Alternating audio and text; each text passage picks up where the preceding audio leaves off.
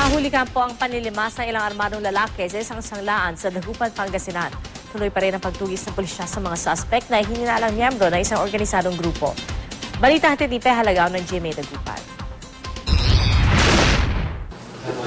Nahuli ka mga aktwal na panloloob ng 7 armadong lalaki sa isang pawn shop dito sa Dagupan City, Pangasinan nitong Sabado. Ang isa sa mga hold-upper, agad na tinutukan ng barilang gwardya at pinadapa. Dali-dali namang pumasok ang iba pa niyang kasamahan at minartilyo ang mga stante ng alahas. Matapos ang ilang minuto, mabilis na nalimas ang mga alahas.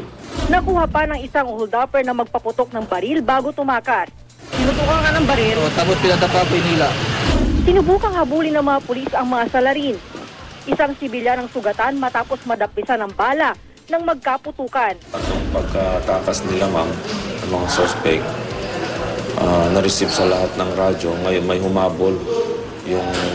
humabol na tropa tayo dito at muntik na silang napang-abot dito sa may bandang Amado. Ayon sa investigasyon, posibleng kabilang umano sa organisadong grupo ng magnanakaw ang mga sospek.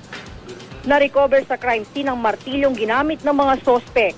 Kasi rin doon sa CCTV, na-recover yung 2 martilyo na ginamit dun sa nangyaring insidente. At siguro maaling organize yung pagkakagawa. Inaalam pa ng pulisya ang kabuang halaga ng mga ninakaw na alahas. Patuloy din ang manhunt operations laban sa mga sospek.